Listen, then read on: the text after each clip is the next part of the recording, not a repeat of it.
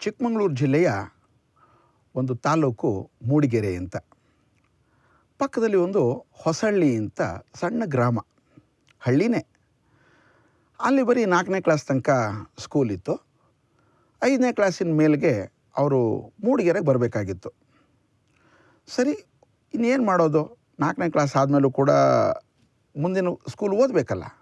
ರಮೇಶ ಅಂತ ಒಬ್ಬ ಹುಡುಗ, ಅವನೊಂದು 7-8 ಕಿಲೋಮೀಟ್ರ್ ಆಗ್ತಾಯಿತ್ತು. ಸೈಕಲಲ್ಲಿ ದಿನ ಬರೋನು. ಅವನಿಗೆ ಮನೆಯಿಂದ ಬುತ್ತಿ ಕಟ್ಕೊಡ್ತಾಯಿದ್ರು. ಯಾಕೆಂದರೆ ಹೋಟ್ಲಲ್ಲಿ ಕ್ಯಾಂಟೀನಲ್ಲಿ ತಿನ್ನೋದು ಆ ಥರದ್ದೆಲ್ಲ ಅಭ್ಯಾಸ ಇರಲ್ಲ ನೋಡಿ. ಅದರಲ್ಲೂ ಸ್ಕೂಲ್ ಮಕ್ಕಳಿಗಂತೂ ಇನ್ನೂ ಮೊದಲಿರಲ್ಲ. ಟಿಫಿನ್ ಕ್ಯಾರಿ ಕಟ್ಕೊಂಡು ಬರ್ತಾಯಿದ್ದ. ಮೂಡಿಗೆರೆ, ಚಿಕ್ಕಮಗಳೂರು ಜಿಲ್ಲೆ ಆ ಥರದ್ದೆಲ್ಲ ಹಳ್ಳಿ ಅಂತಂದಾಗ ತುಂಬ ಒಳ್ಳೆಯ ದಟ್ಟ ಹಸಿರು, ಕಾಡು ತುಂಬ ಚೆನ್ನಾಗಿರುವಂಥದ್ದು. ರಸ್ತೆಯಲ್ಲಿ ಬರ್ತಾಯಿದ್ದ. ಸುಮಾರು ಅವತ್ತು 9:30-10 ಗಂಟೆ, ಇನ್ನೇನು ಶಾಲೆ ಹತ್ತತ್ರ ಬರ್ತಾಯಿದೆ. ಎದುರುಗಡೆಯಿಂದ ಒಬ್ಬರು ಸ್ವಾಮೀಜಿಗಳು ಬಂದರು, ನಿಲ್ಲಿಸಿದರು. ಮರಿ ಒಂದು ನಿಮಿಷ ನಿಲ್ಲು ಅಂದರು. ಏನು ಅಂತ ನಿಲ್ಲಿಸ್ದ. ನನಗೆ ತುಂಬ ಹಸಿವಾಗ್ತಾಯಿದೆ, ತಿನ್ನೋಕ್ಕೇನಾದ್ರು ಇದ್ದರೆ ಕೊಡ್ತೀಯಾ ಅಂದರು. ನೋಡಿ, ಯಾವಾಗಲೂ ಅಷ್ಟೇ ಹಸಿವು ಅನ್ನುವಂಥದ್ದು ಭಾಳ ಕಷ್ಟದ್ದು. ಯಾರ ಹತ್ರ ಬೇಕಾದ್ರೂ ಕೈ ಚಾಚೋ ಹಂಗೆ ಮಾಡಿಬಿಡುತ್ತೆ ಆ ಹೊಟ್ಟೆ. ಅವ್ರು ಅಂದ್ಕೊಂಡಿದ್ರು ಎಲ್ಲರೂ ಮನೆಗೆ ಹೋಗಿ ಏನಾದ್ರು ತಿನ್ನೋಣ, ಯಾರದಾದ್ರು ಭಿಕ್ಷೆ ಬೇಡದ್ರಾಯ್ತು ಅಂತ. ಆದರೆ 2-3 ದಿವಸದಿಂದ ಅವರು ಎಲ್ಲೂ ಕೇಳಿರಲಿಲ್ಲ, ಅವ್ರನ್ನೂ ಯಾರೂ ಕರೆದಿರಲಿಲ್ಲ. ಇವಾಗ ಒಂದು ತಡ್ಕೊಳಕ್ಕೆ ಆಗಲೇ ಇಲ್ಲ. ಅಥವಾ ಕೆಲವು ಸರಿ ನೋಡೋಣ ಅನ್ನೋಂಥ ಪರೀಕ್ಷೆ ಮಾಡಲಿಕ್ಕೂ ಇರ್ಬೋದು ಏನೋ. ತಕ್ಷಣ ಆ ಹುಡುಗ ಏನು ಮಾಡ್ದ, ರಮೇಶ, 1 ನಿಮಿಷ ಅಂತಂದ. ತಕ್ಷಣ ಟಿಫಿನ್ ಕ್ಯಾರಿಯನ್ನು ತೆಗೆದು ಆ ಊಟನ ಅವ್ರಿಗೆ ಕೊಟ್ಬಿಟ್ಟ. 2 ಡಬ್ಬಿ ಇತ್ತು, ಬೆಳಗ್ಗೆ ಒಂದು, ಸಾಯಂಕಾಲ ಬರ್ಬೇಕಾದ್ರೆ ಏನೋ ತಿನ್ನೋಕ್ಕೆ ಅಂಥೇಳಿ. ಇವನೇನು ಮಾಡ್ದ, ಇವರು 2 ಡಬ್ಬಿನೂ ಪೂರ್ತಿ ಖಾಲಿ ಮಾಡಿಬಿಟ್ರು. ಅವನು ಪಾಪ ನೋಡ್ತಾ ಇದ್ದ, ಇರಲಿ ಪಾಪ ಎಷ್ಟು ದಿವಸದಿಂದ ಉಪವಾಸ ಇದ್ದಾರೋ ಏನೋ, ತಿನ್ನಲಿ ಪರವಾಗಿಲ್ಲ. ಅವನು ಕಾಯ್ಕೊಂಡು ನಿಂತ್ಕೊಂಡ. ಯಾಕೆಂದರೆ ಊಟ ಪೂರ್ತಿ ಮುಗಿದ ಮೇಲೆ ಡಬ್ಬಿ ಏನಾದ್ರು ತೊಗೊಂಡು ವಾಪಸ್ ಹೋಗಬೇಕಲ್ಲ. ಆಯಿತು, ಪೂರ್ತಿ ತಿಂದಮೇಲೆ ಮರೇ, ಇವಾಗ ನಿನಗೊಂದು ನಾನು ವಿಶೇಷವಾಗಿರುವಂಥ ಹಣ್ಣು ಕೊಡ್ತೀನಿ, ಆ ಹಣ್ಣನ್ನು ನೀನು ತಿನ್ನು. ಆದರೆ ಅದರ ಬೀಜ ಇದೆಯಲ್ಲ, ಅದನ್ನು ಮನೆಗೆ ತೊಗೊಂಡು ಹೋಗಿ ನಿಮ್ಮನೆ ಹಿತ್ತಲುಗಡೆಯಲ್ಲಿ ಹಾಕು.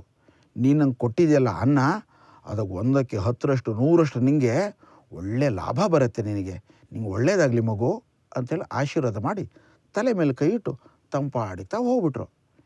ಇವನು ಆಶ್ಚರ್ಯ ಆಯಿತು. ಸರಿ, ಯಾರಪ್ಪ ಈ ಟೈಮಲ್ಲಿ ಏನಾರಾಗಲಿ ಅಂತ ಶಾಲೆಗೆ ಹೋದ.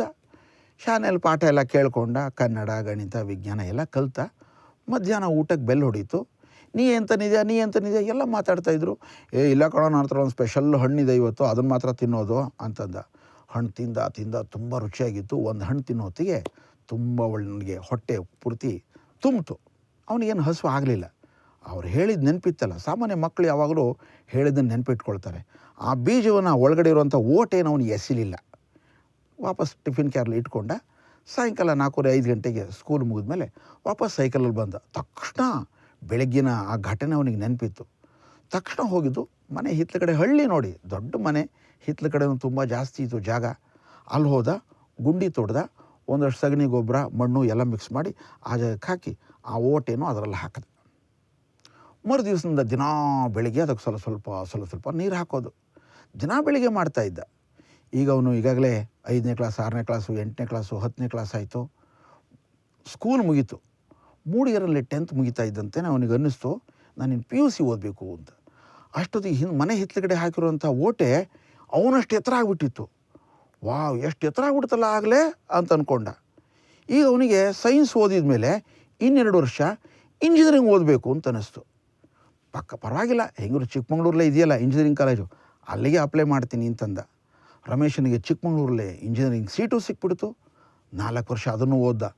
ಇವಾಗ ದಿನದಿಂದ ದಿನಕ್ಕೆ ತುಂಬ ಎತ್ತರವಾಗಿ ಬೆಳೀತಾ ಇತ್ತು. ಅಷ್ಟು ಎತ್ತರ ಆಗಿಬಿಟ್ಟಿದೆ. ಇಂಜಿನಿಯರಿಂಗ್ ಮುಗಿಸಿದ ಮೇಲೆ ರಮೇಶ ಸುಮ್ಮನೆ ಅಲ್ಲಿ ಇಲ್ಲಿ ಏನು ಕೆಲಸಕ್ಕೆ ಹೋಗೋದು, ನಾನೇನಾದ್ರು ಬಿಸ್ನೆಸ್ ಮಾಡಿದ್ರಾಯಿತು. ಯಾವಾಗಲೂ ಅಷ್ಟೇ ಸ್ವಂತ ಕಾಲ ಮೇಲೆ ನಿಂತ್ಕೊಳ್ಳೋದು, ನಮಗೆ ನಾವೇ ಏನಾದರೂ ದುಡಿಯೋವಂಥದ್ದು ಒಳ್ಳೆಯದು. ಎಷ್ಟು ದಿವಸದಿಂದ ಅಂತ ಬೇರೆಯವ್ರ ಹತ್ರ ಕೈ ಚಾಚೋದು, ಅವ್ರು ಹೇಳಿದಾಗ ಬರಬೇಕು, ಬೇಡ ಅಂದಾಗ ಹೋಗಬೇಕು, ಮತ್ತೇನೋ ಶುರು ಮಾಡಬೇಕು, ಯಾಕೆ ಸುಮ್ಮನೆ ಅದಲ್ಲ, ಇವಾಗಲೇ ಶುರು ಮಾಡಿದ್ರಾಯಿತು ಅಂದ್ಕೊಂಡು ಇಂಜಿನಿಯರಿಂಗ್ ಮುಗಿತಾ ಇದ್ದಂತೆಯೇ ತನ್ನೊಂದು ಬಿಸ್ನೆಸ್ ಶುರು ಮಾಡಿದ. ನೋಡಿ, ರಮೇಶ ಆ ಪುಟಾಣಿ ಗಿಡ ಇತ್ತಲ್ಲ, ಅದಕ್ಕಿಂತ ಮುಂಚೆ ಓಟೆ, ಅವತ್ತಿನಿಂದ ಇವತ್ತಿನವರೆಗೂ ಒಂದು ದಿವಸನೂ ನೀರು ಹಾಕೋದು ಮಾತ್ರ ತಪ್ಪಿಸ್ತಾ ಇರಲಿಲ್ಲ. ದಿನಾ ರಾತ್ರಿ ಮಲಗಿ ಬೆಳಗ್ಗೆ ಎದ್ದು ಮುಖ ತೊಳಿತಾ ಇದ್ದಂತೆಯೇ ಫಸ್ಟ್ ಮಾಡೋ ಕೆಲಸನೇ ಮರನ ಹೋಗೋದು, ಮುಟ್ಟೋದು, ಒಂದು ತಮ್ಗೆ ನೀರು ಹಾಕೋದು, ಅದ್ರ ಜೊತೆ ಮಾತಾಡೋದು ಎಲ್ಲ ಮಾಡ್ತಾಯಿದ್ದ. ಆ ಮರಕ್ಕೂ ಖುಷಿಯಾಗೋದು, ಎಲೆಗಳೆಲ್ಲ ಅಲ್ಲಾಡಿಸೋದು. ಪಾಪ ಮಾತು ಬರ್ತಾ ಇರಲಿಲ್ಲ, ಆದರೆ ಎಲೆ ಅಲ್ಲಾಡಿಸ್ತಾ ಇತ್ತು, ಖುಷಿಯಾಗೋದು. ಇನ್ನೊಂದು 3-4 ವರ್ಷ ಆಯಿತು, 27-28 ವರ್ಷ ಆಯಿತು ರಮೇಶನಿಗೆ. ಆ ಬಿಸ್ನೆಸ್ ಮಾಡ್ತಾ ಮಾಡ್ತಾ ಅವನಿಗೆ ಲಾಭ ಅವನು ಏನು ಅಂದ್ಕೊಂಡಿದ್ದ ಆ ಲಾಭ ಬರಲೇ ಇಲ್ಲ. ತುಂಬ ಬೇಜಾರಾಯಿತು. ಎಲ್ಲಿ ಹೋಗಬೇಕು, ಏನು ಮಾಡಬೇಕು ಗೊತ್ತಾಗಲಿಲ್ಲ. ಸರಿ, ಬೆಳಗಾಗಿ ಎದ್ದು ಮತ್ತೊಂದು ಸರಿ ಆ ಮರದ ಹತ್ರ ಹೋದ. ತುಂಬ ಬೇಜಾರಿಂದ ಕೂತಿದ್ದ, ಏನು ಮಾಡೋದು ಇವತ್ತು. ತಕ್ಷಣ ಆ ಮರ ಮಾತಾಡ್ಬಿಡ್ತು. ಯಾಕೆ ತುಂಬ ಬೇಜಾರಾಗಿದೆಯಲ್ಲ, ಯಾರು ಮಾತಾಡ್ತಾ ಇರೋದು, ಯಾರು ಹೇಳ್ತಾರೋ, ಸುತ್ತಮುತ್ತ ನೋಡೋದು ಯಾರೂ ಇಲ್ಲ. ತಕ್ಷಣ ನೆನಪಾಯಿತು, ಓಹೋ, ಈಗೊಂದು 18-20 ವರ್ಷದ ಹಿಂದೆ ಓಟೆ ಕೊಟ್ಟಿದ್ದರು, ವಿಶೇಷವಾಗಿರುವಂಥದ್ದು. ಈ ಮರನ ಏನಾದ್ರು ಮಾತಾಡ್ತಾ ಇದೆಯೋ ಏನೋ. ತಕ್ಷಣ ಹೌದು, ನನಗೆ ತುಂಬ ಲಾಸ್ ಆಗಿಬಿಡ್ತು ಈ ಸಲ ಅಂತಂದ. ಮರ, ಹಾಗಾದ್ರೆ ಯೋಚನೆ ಮಾಡಬೇಡ, ನನ್ನ ಕೊಂಬೆಗಳನ್ನೆಲ್ಲ ಕಟ್ ಮಾಡು, ತೊಗೊಂಡು ಮಾರಾಟ ಮಾಡಿಬಿಡು, ದುಡ್ಡು ಬರುತ್ತೆ. ಸರಿ ಹಂಗಾರೆ. ತಕ್ಷಣ ಮನೆ ಒಳಗಡೆ ಹೋದ, ಗರಗಸ ಆಯಿತು, ಗರಗಸ ಕೊಡ್ಲಿ ಎಲ್ಲ ತಂದ, ಸೈಡಿನ ಎಲ್ಲ ಕೊಂಬೆಗಳನ್ನು ಕಟ್ ಮಾಡ್ದ. ತಕ್ಷಣ ಹಿಂಗಿದ್ರು ಹಳ್ಳಿ ಮನೆಗಳು, ಟ್ರ್ಯಾಕ್ಟ್ರು ಇತ್ತು, ತೊಗೊಂಡ. ತಕ್ಷಣ ಮೂಡಿಗೆರೆ ತೊಗೊಂಡು ಹೋದ. ಆ ಕಟ್ಟಿಗೆ ಅಲ್ಲಿರೋಂಥದ್ದನ್ನೆಲ್ಲ ನೋಡಿ ಬಂದರು. ತಕ್ಷಣ ಆ ಸಾಮಿಲ್ನವರು ಇಷ್ಟು ಅಂತೇಳಿ ದುಡ್ಡು ಕೊಟ್ಟರು. ದುಡ್ಡು ತೊಗೊಂಡು ವಾಪಸ್ ಮನೆಗೆ ಬಂದ, ಖುಷಿಯಾಯಿತು. ಆದರೆ ಮನಸ್ಸಿನೊಳಗಡೆ ಎಲ್ಲ ಇವನ ಇಷ್ಟೇ ಆದರೆ ಸಾಕಾಯಿತೋ ಏನೋ, ಆದರೆ ಇನ್ನೂ ಜಾಸ್ತಿ ಅಕಸ್ಮಾತ್ ನಂಗೆ ಸಿಕ್ಕಿದ್ರೆ ಯಾಕೆ ಬೇಡ ಅನ್ಬೇಕು. ಮರ ಇವತ್ತು ಒಂದು ದಿವಸ ಮಾತಾಡ್ತಾ ಇದೆ, ಇರಲಿ ಇವತ್ತು ಇನ್ನೊಂದು ಸ್ವಲ್ಪ ಮಾಡೋಣ ಅಂದ್ಕೊಂಡು ಮತ್ತಿನ್ನೊಂದ್ಸಲಿ ಜೋಲ್ ಮೊರೆ ಹಾಕ್ಕೊಂಡು ಪೆಚ್ಚು ನಿಧಾನ ಮತ್ತೆ ಮರದ ಹತ್ರ ಬಂತು. ಯಾಕೆ ಜಾಸ್ತಿ ದುಡ್ಡು ಬರಲಿಲ್ವ ನಿನಗೆ? ಬೇಕು ಅಂತಂದರೆ ನನ್ನ ತಲೆ ತನಕ ಭಾಗವನ್ನು ಕಟ್ ಮಾಡ್ಕೋ, ಅದಕ್ಕೆ ಇನ್ನೂ ಜಾಸ್ತಿ ದುಡ್ಡು ಬರುತ್ತೆ. ಹೌದಾ, ಅದೇ ಹೇಳ್ತಾ ಇದ್ದೆ ಅಂದಮೇಲೆ ಯಾಕೆ ಕಟ್ ಮಾಡಬಾರ್ದು ಅಂದ. ತಕ್ಷಣ ಹೋದ, ಮತ್ತಿನ್ನೊಂದ್ಸಲಿ ಪಕ್ಕದ ಮನೆಯವರಿಂದ ಮರ ಕಟ್ ಮಾಡುವಂಥ ಮಿಷನ್ಲಿ ಇಟ್ಕೊಂಡಿರ್ತಾರೆ, ಅತ್ತಂದ ಕಟ್ ಮಾಡ್ದ. ಕಟ್ ಮಾಡೋ ಮಿಷನ್ ಭಾಳ ಬೇಗ ಕಟ್ ಆಗಿಬಿಡುತ್ತೆ. ತೊಗೊಂಡು ಬಂದ, ಮತ್ತೆ ಟ್ರ್ಯಾಕ್ಟರ್ ತೊಗೊಂಡು ಹೋದ. ಅಷ್ಟೊಂದು ಸಾಯಂಕಾಲ 3-4 ಗಂಟೆ ಆಗಿತ್ತು. ತಕ್ಷಣ ಎಷ್ಟು ಬರ್ತದೆ ದುಡ್ಡು, ಇನ್ನೂ ಜಾಸ್ತಿ ದುಡ್ಡು ಬಂತು. ತೊಗೊಂಡು ಮನೆಗೆ ಬಂದ. ಇಲ್ಲ, ಇವತ್ತು ನಾನು ಇನ್ನೂ ಸೂರ್ಯಾಸ್ತ ಆಗೋದ್ರೊಳಗೆ ಇನ್ನೂ ಜಾಸ್ತಿ ದುಡ್ಡು ಬೆಳಿಬೇಕು ನನಗೆ ಅಂತ ಅನ್ನಿಸ್ತಾ ಇತ್ತು. ಮತ್ತು ಇನ್ನೂ ಜಾಸ್ತಿ ನಾಟಕ ಮಾಡೋಕ್ಕೆ ಶುರು ಮಾಡ್ಬಿಟ್ಟ. ನನಗೆ ತುಂಬ ಲಾಸ್ ಆಗ್ತಾಯಿದೆ ಅಂದ. ನಿಜಕ್ಕೂ ಲಾಸ್ ಆಗ್ತಾ ಇರಲಿಲ್ಲ, ಅವನಿಗೆ ಬೇಕಾಗಿರೋಷ್ಟು ಲಾಭ ಬರಲಿಲ್ವ ಹೊರತು ನುಕ್ಸಾನ್ ಆಗಿರಲಿಲ್ಲ ಅವನಿಗೆ. ತನ್ನ ವ್ಯಾಪಾರದಲ್ಲಿ ನಾವು ಅಂದ್ಕೊಂಡ್ಬಿಡ್ತೀವಿ ಇಷ್ಟು ಬಂದರೆ ಮಾತ್ರ ನಂಗೆ ಲಾಭ, ಇಷ್ಟು ಬರಲೇಬೇಕು ಅಂತ. ಅದಕ್ಕಿಂತ ಕಡಿಮೆ ಆಯಿತು ಅಂದರೆ ಲಾಸ್ ಆಯಿತು ಅಂತಲ್ಲ. ಆದರೆ ಆ ರಮೇಶ ಹಾಗೆ ಹೇಳೋಕ್ಕೆ ಶುರು ಮಾಡ್ದ. ಮರಕ್ಕೆ ಪಾಪ ಒಳಗಡೆಯಿಂದ, ಪರವಾಗಿಲ್ಲ, ನನ್ನ ಬುಡದ ತನಕನೂ ನೀನು ಕಟ್ ಮಾಡ್ಕೊಂಬಿಡು, ನಿಂಗೆ ಇನ್ನೂ ಲಾಭ ಬರುತ್ತೆ. ತಕ್ಷಣ ಮೆಷಿನ್ ಹಾಗಿದ್ದಿತ್ತು, ಬುಡದ ತನಕನೂ ಪೂರ್ತಿ ಕಟ್ ಮಾಡ್ಕೊಂಡ.